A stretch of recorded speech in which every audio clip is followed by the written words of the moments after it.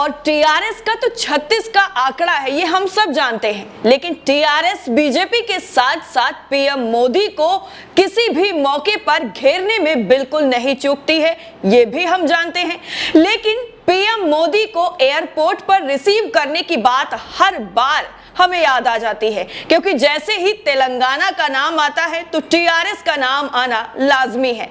अब ऐसे में पीएम मोदी का अगर तेलंगाना जाना होता है और वहां पर मुख्यमंत्री के चंद्रशेखर राव की तरफ से उन्हें रिसीव नहीं किया जाता है तो पीएम मोदी की कितनी बड़ी तौहीन मानी जाती है बीजेपी की तरफ से, वो आपके सामने है। हालांकि ये कहीं संविधान में लिखा हुआ नहीं है कि अगर पीएम मोदी किसी राज्य में जाते हैं, वो भी बीजेपी की राष्ट्रीय कार्यकारिणी की बैठक करने के लिए, तो उसमें मुख्यमंत्री का आना और उन्हें रिसीव करना लाजमी है, ये कहीं नहीं लिखा हुआ है। लेकिन फिर भी इस चीज को मुद्दा बनाकर सामने पेश किया जाता है और लोगों से सहानुभूति बटोरी जाती है। एक बार फिर से वित्त मंत्री और उनके साथ साथ पीएम मोदी को लेकर निशाना साधा गया है और बताया गया है कि कैसे आजकल उद्योगपतियों का घर खजाने से भरा जा रहा है। इसके अलावा जिन लोगों को जरूरत है उनको कितना मिल रहा है, इसका पूरा एक कंपैरिजन किया गया है और एक पोस्टर के जरिए बताया गया है कि आखिर कितना उद्योगपति आज बैठे बैठे कमा रहे हैं और आज हर एक दिन में 5 मजदूर जो दिहाड़ी मजदूर हैं वो खुदकुशी करने पर मजबूर हैं, क्योंकि उनके पास एक वक्त का खाने को खाना नहीं होता है। और भूख ऐसी चीज है कि वो आपसे कुछ भी करवा सकती है, खुदकुशी भी। तो ये सारे आंकड़े उन्होंने पेश किए हैं और फिर से केंद्र सरकार पर निशाना साधा है। लेकिन तेलंगाना की बात जैसे ही आती है, एक बात और जहन में ये आ जाती है कि तेलंगाना को लेकर कई तरह के सवाल उठते हैं। आरोप ये भी लगाया जाता है केंद्र सरकार पर कि तेलंगाना को पूरी तरह से बजट भी नहीं दिया जाता है। तेलंगाना में बाढ़ कुछ वक्त पहले, कुछ सालों की बात है, पहले की बात है, जब बाढ़ आई हुई थी तब ये बताया गया था कि तेलंगाना को बाढ़ पीड़ित जो राहत पैकेज होता है वो तक नहीं दिया गया, क्योंकि वहां पर बीजेपी शासित राज्य नहीं है इसलिए। लेकिन अब वाईएसआर की तरफ से जो वीडियो शेयर किया गया है और जो पोस्टर शेयर किया गया है, उस पोस्टर के बारे में आपको बताएंगे और वो बताएंगे जो हकीकत में आंकड़े हैं, और जो आंकड़े वाईएसआर की तरफ से बताए गए हैं वो भी आपको बताएंगे। पहले आप ये वीडियो देखिए जो वाईएसआर ने शेयर किया है। दोस्तों वीडियो देखा आपने, वीडियो में आप साफ तौर पर यह देख पाएंगे कि कैसे बीच में 2 लोगों को खड़ा करके दिखाया गया है।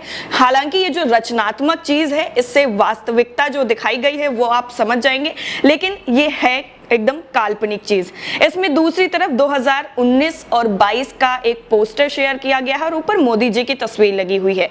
बीच में 2 लोग खड़े हुए हैं जिनका कंपैरिजन किया गया है गौतम अडानी और अंबानी जी से, और दूसरी तरफ आपको देख पाएंगे जिसमें एजुकेशन को जो बजट मिला है और हेल्थ को, स्वास्थ्य मंत्रालय को जो बजट मिला है उसका पूरा आंकड़ा इसमें दिया गया है। अब आप इसके बजट पे जो है जरा सा गौर करिएगा, जिसमें लिखा हुआ है 4,84,543 करोड़ ये बजट दिया गया है एजुकेशन एंड हेल्थ मिनिस्ट्री को।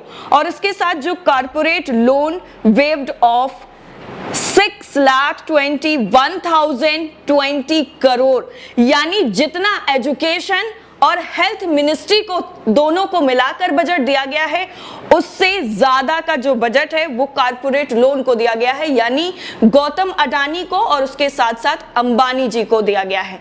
तो अगर ये सारी चीजें सिर्फ अगर हम रचनात्मक तौर पर देखें तो जो आंकड़े हैं वो रचनात्मक नहीं है, आंकड़े हकीकत से मेल खाते हैं।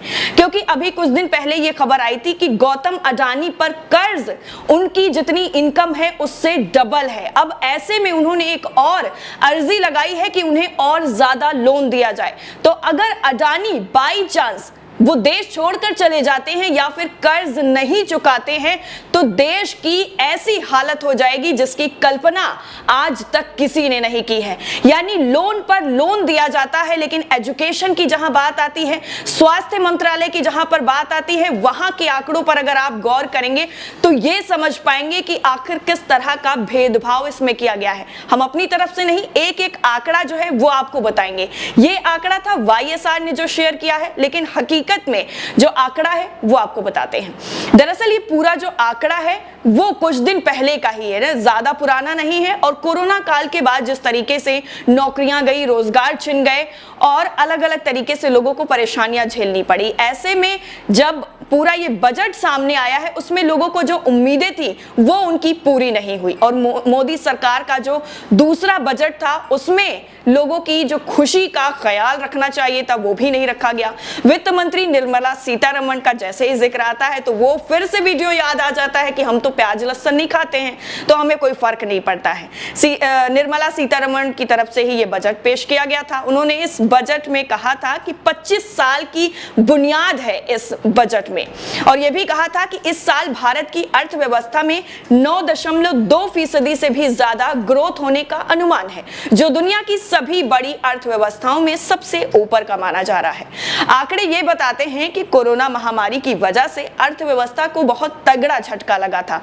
देश की जीडीपी में 7.7% की गिरावट दर्ज की गई। उसके बाद फिर तेजी आई और अर्थव्यवस्था कोरोना से पहले वाले दौर में पहुंच गई। आर्थिक सर्वे में पेश किए गए आंकड़ों के मुताबिक देश की 2021 और 22 में देश की जीडीपी स्थिर मूल्यों पर 147.53 लाख करोड़ रुपए रही। इससे पहले 2019 और 20 की अगर हम बात करें तो इसमें जीडीपी 145.69 लाख करोड़ रुपए थी। जीडीपी के बाद अब अगर बजट की बात करें तो 2022 और 23 में सरकार ने 39.44 लाख करोड़ रुपए खर्च किए हैं। यह अनुमानित खर्चा बताया जा रहा है। पिछली बार सरकार ने बजट में 34.83 लाख करोड़ रुपए खर्च करने का अनुमान लगाया गया था। हालांकि अब इनमें जो है संशोधन कर दिया गया है और ये खर्च 37.70 लाख करोड़ हो गया है।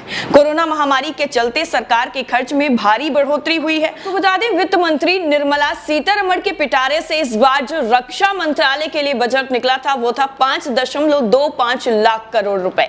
पिछले बजट में रक्षा मंत्रालय को 4.78 लाख रुपए करोड़ दिए गए थे। पिछले साल की तुलना में इस साल रक्षा बजट में 10% की बढ़ोतरी की गई और सरकार ने बजट में आत्मनिर्भर भारत पर जोर भी दिया।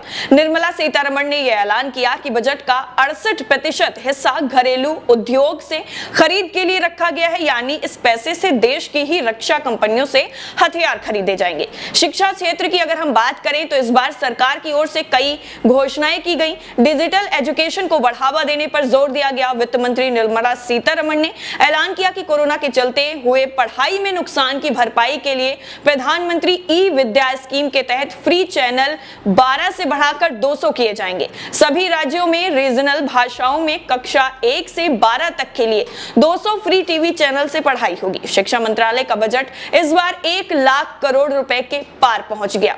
लेकिन जो पोस्टर शेयर किया गया है, ये जो मैंने आपको बताया है, ये रियल आंकड़ा था जो बजट पेश किया गया था और पहले वाईएसआर का।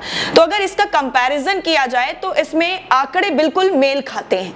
लेकिन अब यहां पर सोचने वाली बात यह है कि वाईएसआर जो मीडिया का पूरा प्रभार देखते हैं और वो सारी चीजें टीआरएस की तरफ से शेयर करते हैं। तो ऐसे में सवाल ये है कि टीआरएस की तरफ से लगातार बीजेपी को ये सारी चीजें याद दिलाई जाती हैं, जबकि टीआरएस का ये दावा रहता है, ये वो बताते हैं कि बीजेपी यानी केंद्र सरकार की तरफ से उन्हें किसी भी तरीके की कोई मदद नहीं मिलती है।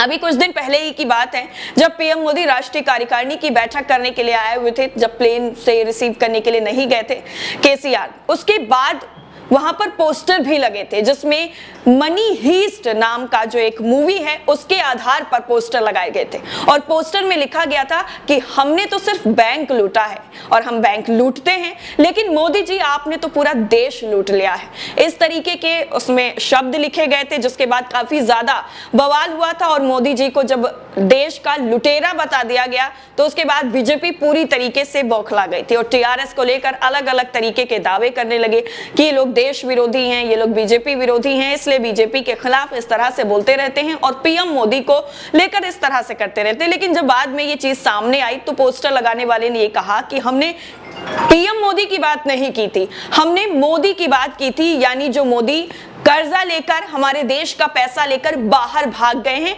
हमने उन मोदी की बात करी थी, हमने पीएम मोदी की तो बात ही नहीं की है। इसमें मोदी लिखा हुआ है, स्पेशली किसी को टारगेट नहीं किया गया कि हम किस मोदी की बात कर रहे हैं। तो पीएम मोदी को इस चीज को नहीं समझना चाहिए कि वो हम जो है वो सिर्फ उन्हें टारगेट कर रहे हैं। हम उन लुटेरों की बात कर रहे हैं जिन्होंने हमारे देश का पैसा लेकर पहले तो अय्याशी की फुल तरीके से, और उसके बाद अपना ऐशो आराम जीने के लिए आज भी वो विदेशों में बैठे हुए हैं और हमारे देश के पैसे से आराम और आलीशान जिंदगी जी रहे हैं। तो हमने उन मोदियों की बात की थी।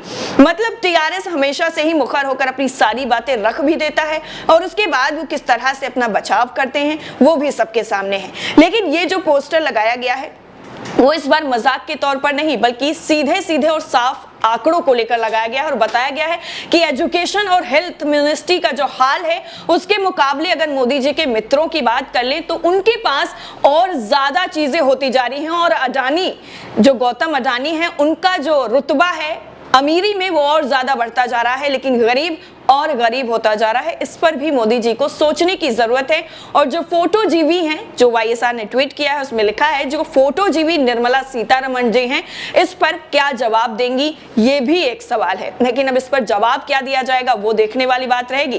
फिलहाल टीआरएस का और बीजेपी का ये जो आंकड़ा 36 का रहता है वो अब डबल होने वाला है, क्योंकि अब जिस तरीके से रुख अपनाया जा रहा है टीआरएस की तरफ से और बीजेपी की तरफ से ही लगातार पलटवार जारी है। और टी राजा सिंह का मामला आने के बाद से तो और ज्यादा जो है वो बीजेपी की मुश्किलें बढ़ चुकी हैं। फिलहाल इस पूरी रिपोर्ट को लेकर आपकी राय क्या है कमेंट सेक्शन में जरूर बताइएगा। बाकी टीआरएस पर आप क्या सोचते हैं ये भी बताइएगा। जय हिंद।